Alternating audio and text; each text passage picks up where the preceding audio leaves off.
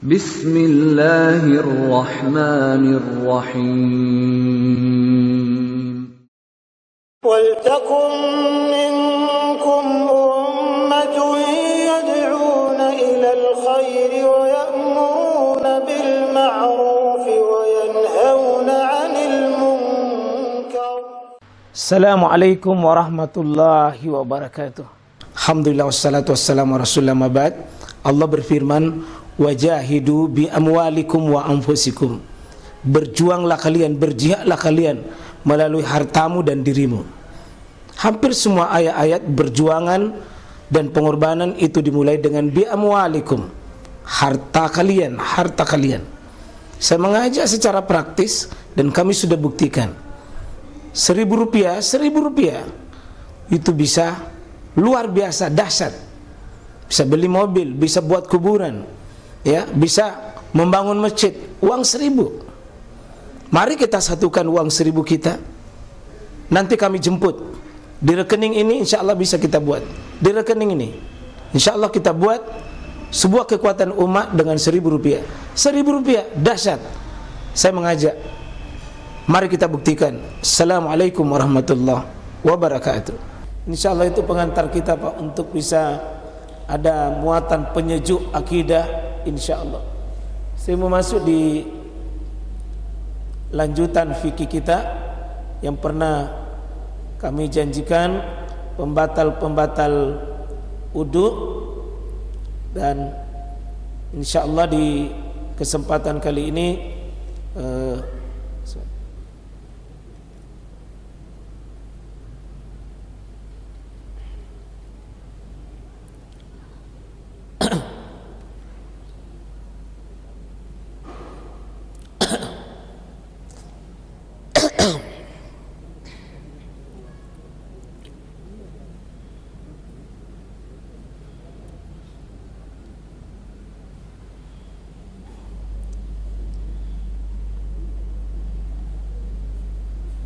pertanyaan yang sering muncul, apakah tidur membatalkan wudu? Apakah tidur membatalkan wudu? Secara garis besar, Pak, ini dijawab oleh ulama dengan 3 jawaban.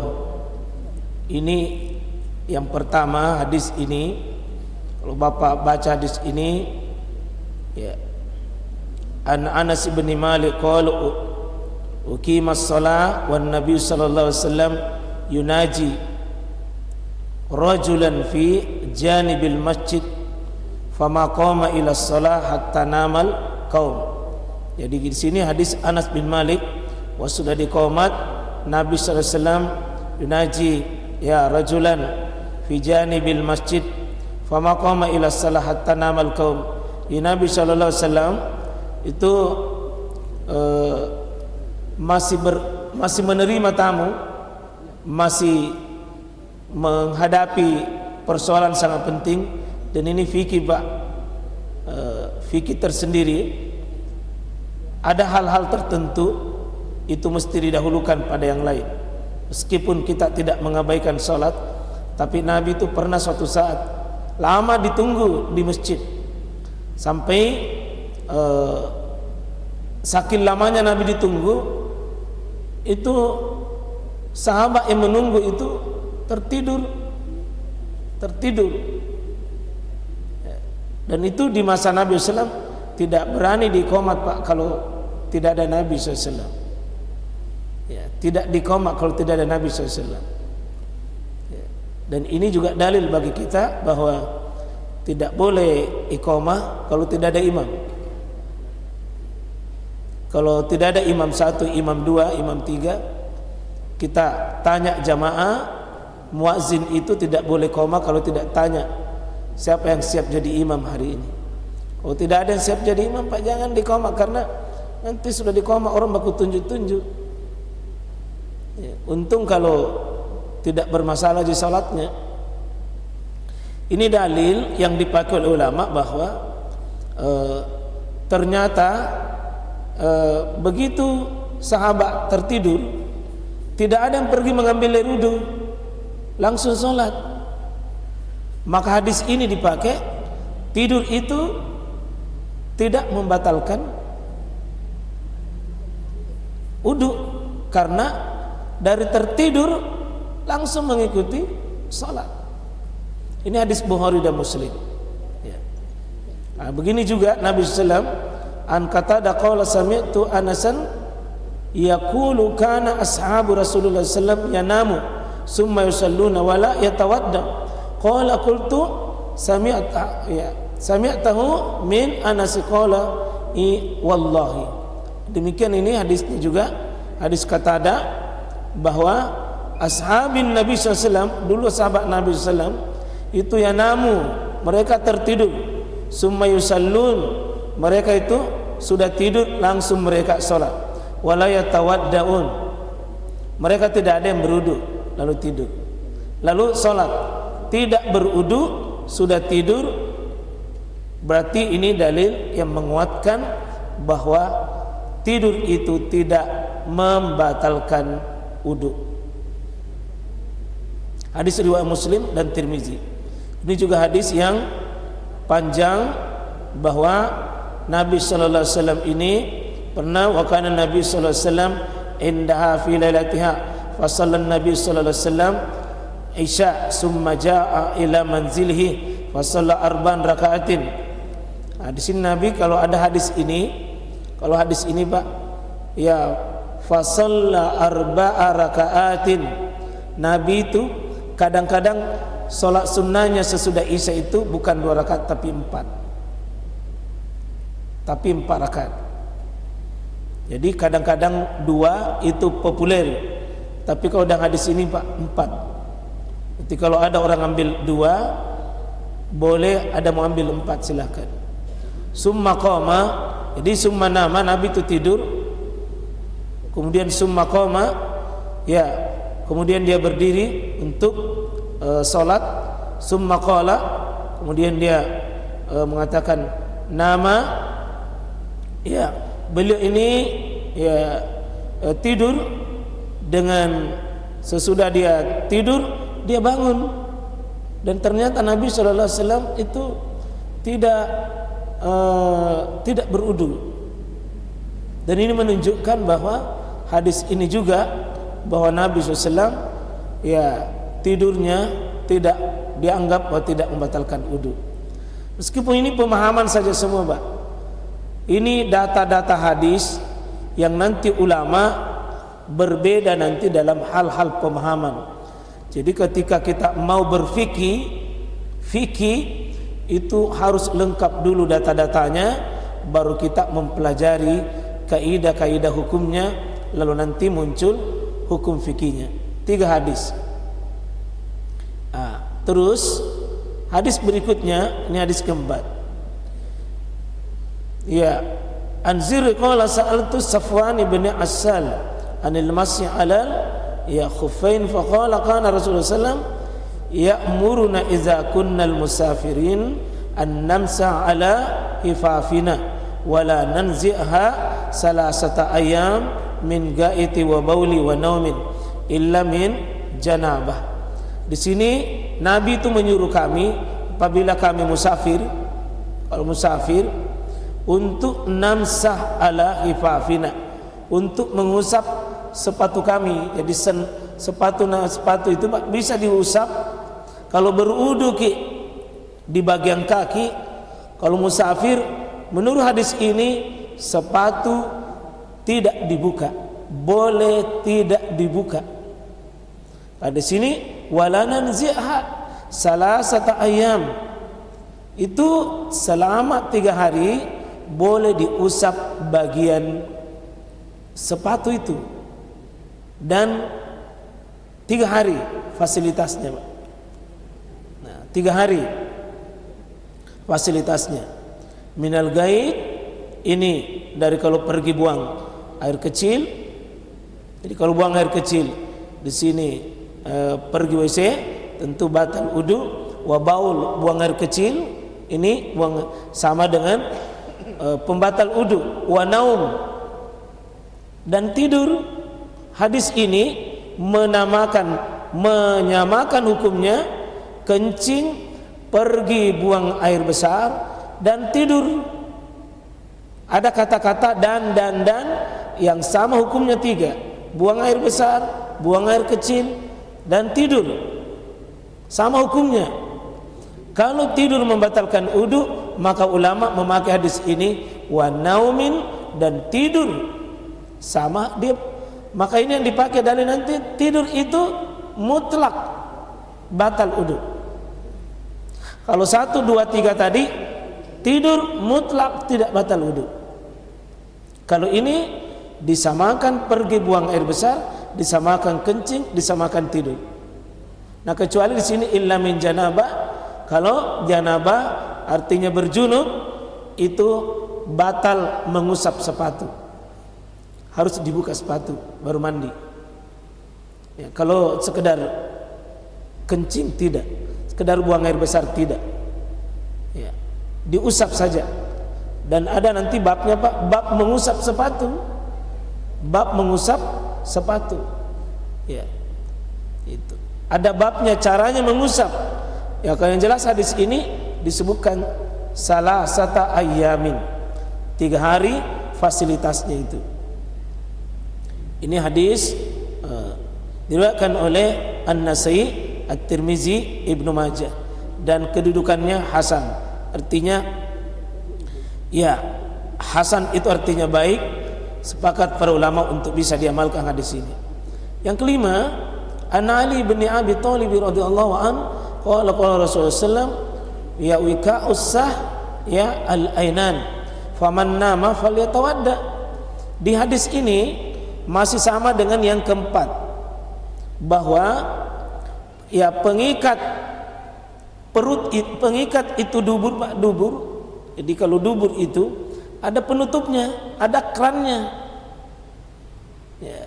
Ternyata penutupnya itu keran, kita punya dubur di belakang. Itu ainan, 2 mata. 2 mata. Faman nama, siapa yang tidur, maka terbuka keran itu. Kalau dia tidur, terbuka itu keran, maka falyatawadda. Kalau dia tutup matanya tidur, berarti terbuka keran yang keluarkan angin itu, maka hendaknya dia berwudu. Hadis ini 4 dengan 5 adalah dalil tentang wajib berwudu ketika tidur. Ya, di sini tidak disebutkan juga model tidurnya. Yang penting dia tidur, berarti terbuka itu, terbuka. Cuma posisi hadis ini Abu Daud, Ibnu Majah, catatan ulama dhaif. Berarti tidak bisa jadi sandaran ini. Kalau ini seandainya ini seandainya ini kuat, ya sudah. Cuma masalahnya hadis ini ada catatan dhaifnya, lemah. Jadi ini butuh kehati-hatian berdalil dengan hadis, karena hadis itu belum tentu ya sahih semua secara riwayat. Nah, nanti sudah muncul memang 2 pendapat di sini. Ada yang mengatakan tidak batal secara mutlak, ada yang mengatakan batal secara mutlak.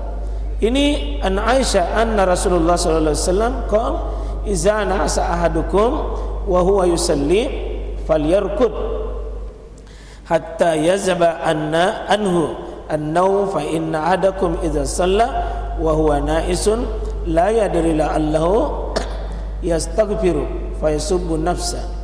Kalau hadis ini, apabila kalian itu mengantuk dan dia itu sholat, sebenarnya bagusnya tidur saja.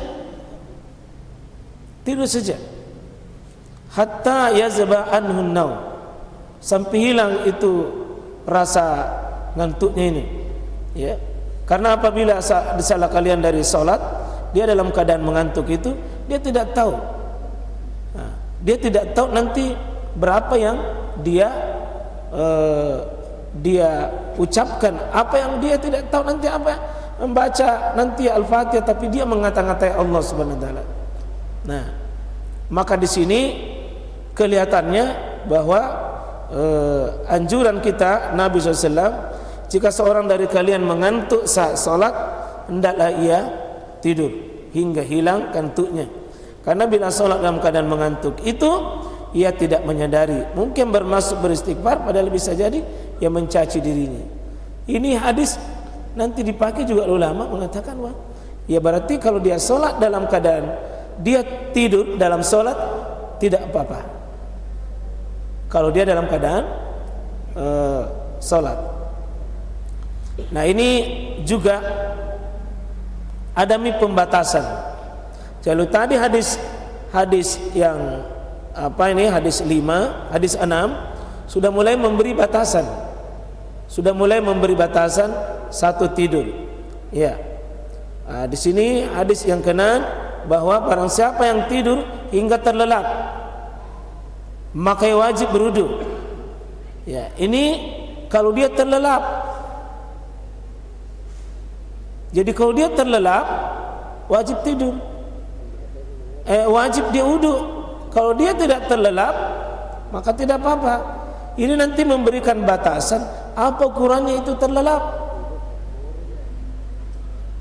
Jadi kalau tidur begini,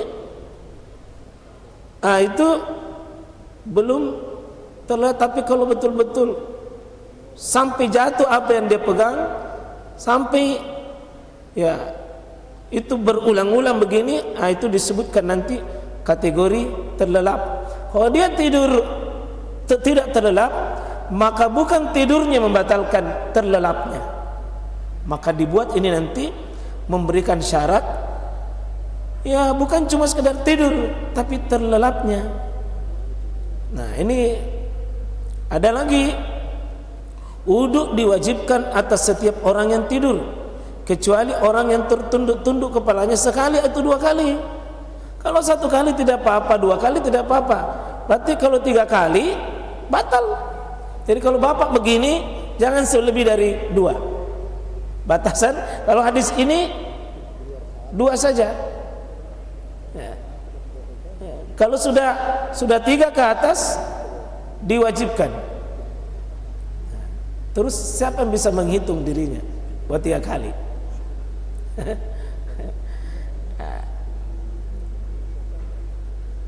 Tidak ada kewajiban berwudu atas orang yang tidur sambil duduk. Jadi kalau bapak ini duduk dan rapat ini rapat, tidak ada kewajiban wudu atas orang yang tidur sambil duduk. Ya kalau duduk begini tidak ada kewajiban karena rapat. Ini jadi nanti kalau begini, atau mungkin baring, atau mungkin ruku, atau mungkin sujud, itu mungkin beda karena di sini itu tadi yang pengikat dubur ini, tapi kalau dia tertutup begini, kalaupun keluar Pak terasa tertutup ki. Berikut, apabila seorang hamba tidur dalam keadaan sujudnya, ini kalau dia sujud, maka Allah Subhanahu wa taala membanggakannya di hadapan malaikat sebagai, lihatlah hambaku ini, ruhnya adalah mengganggaku sedangkan jasadnya dalam ketaatan padaku. Di ulama pakai hadis ini, kalau dia tidur dalam keadaan sujud tidak apa-apa karena dibanggakan. Ya. Maka kalau kita rinci Pak tadi semua hadis-hadis ini, jadi 10 hadis di mana pemahaman ulama, inilah kesimpulannya. Berdasarkan hadis di atas terdapat pandang ulama tentang masalah tidur. 1, tidur tidak membatalkan wudu secara mutlak. 1, 2, 3 tadi yang kita baca hadisnya itu, Ibnu Umar, Abu Musa al-Asy'ari, Sa'id bin Jubair, Imam Makhluk, Ubaidah as-Sunni itu mengatakan tidak batal wudu karena itu hadis itu yang dipegang. 1, 2, 3 ada hadisnya, ada ulamanya. Jadi kalau ada orang mengatakan tidak batal, ini Ibnu Umar, Abu Musa al-Asy'ari, Sa'id bin Jubair, ya tabi'in seperti Makhul, Ubaidah, Salmani, Al-Uzair dan sebagainya. Pendapat pertama tidak batal karena yang dia pakai hadis 1, 2, 3. Sementara yang kedua, tidur itu membatalkan wudu secara mutlak. Hadisnya 5-6 tadi. Abu Hurairah di situ, Abu Rafi di situ, Amr bin Zubair, Imam Atta, Al-Hasan Al-Basri, Ibnu Musayyib, Al-Zuhri, Al-Muzani, Ibnu Munziri, Ibnu Hazm, dan ini dipilih oleh Syekh Albani. Batal udu kalau dia tidur. 2 hadis 5-6 tadi. Nah, inilah fikih Pak ya. Jadi fikih itu butuh bersabar. Kita mengakui pendapat orang lain, kita bandingkan pendapat orang lain. Itulah fikih. Nah yang ketiga, tidur yang lama batal wudu. Kalau dia lama, sedangkan yang sebentar tidak. Hadisnya 7 dan 8. Ya itu tadi terlelap itu ya. Tapi mungkin juga nanti terlelap biar tak sebentar tapi asifat mentongi. Ini Imam Malik dengan satu riwayat dari Imam Ahmad ya. Keempat, tidur batal wudunya kecuali jika dia tidur sambil bertelekan atau bersandar. Jadi kalau batal wudunya kalau dia bertelekan atau bersandar, kalau rapat ini duburnya tidak batal karena dia tertutup ya. Yang kelima, tidak membatalkan wudu kecuali tidur seperti orang ruku dan sujud ya, dengan alasan posisi ini diduga kuat, mudah keluar angin ya. Tidak membatalkan wudu kecuali posisi sujud ya, tidak membatalkan wudu kecuali posisi sujud. Diwakilkan dari Imam Ahmad. Tidur pada saat sholat tidak membatalkan wudu. Jadi kalau dia posisi sholat tidak batal wudu. Itu semua Pak pendapat ya. Yang kedelapan, tidak membatalkan wudu jika duduknya mantap pada tempat duduknya, baik sholat maupun di luar sholat, baik lama maupun sebentar. Luar biasa ini ya. Dan kesimpulan saya, hadis di atas zahirnya saling bertentangan sehingga sebagian ulama menempuh metode tarjih. Tarjih itu Pak harus menggugurkan salah satunya kalau mau dikuatkan, mengambil dalil yang diunggulkan dan tidak menggugurkan dalil yang tidak diunggulkan. Ini pendapat nomor 1 dan 2. Nomor 1 dan 2 itu membandingkan dia 1 dengan 2. Ini adalah metode tarjih dia pakai. Artinya harus dia pakai salah satunya, yang lainnya tidak dipakai. Itu metode mentarjih. Pendapat yang kedua sebagian ulama metode kompromi. Dikompromikan saja semua hadis itu dengan melihat kasusnya, dengan melihat semua kasusnya. Semua pendapat di atas kecuali nomor 1 dan 2 itu dia kompromikan Pak. Ya, dia kompromikan. Artinya tergantung nanti dengan metode komprominya, tidak menggugurkan salah satunya, tapi tergantung jenis tidurnya. Pendapat yang paling rajin menurut saya di atas adalah dengan memakai kompromi, yakni jika tidur lelap tanpa kesadaran lagi dengan segala keadaan baik lama ataupun sebentar membatalkan wudu karena kuatnya dugaan keluarnya hadas tanpa dia sadari. Ini yang kami ambil kesimpulan bahwa dengan memakai tadi kompromi, jika ia tidur 1 lelap tanpa kesadaran lagi dengan segala keadaannya, baik ruku, sujud, duduk sebentar atau lama, membatalkan wudu karena dugaan kuatnya. Sebenarnya bukan tidurnya yang batalnya Pak, kuatnya dugaan keluar hadas tanpa ia sadari. Ya saya sodorkan kepada bapak-bapak ya, sebagai pemikir saya kira bisa kita mengambil juga kesimpulan dengan cara kita.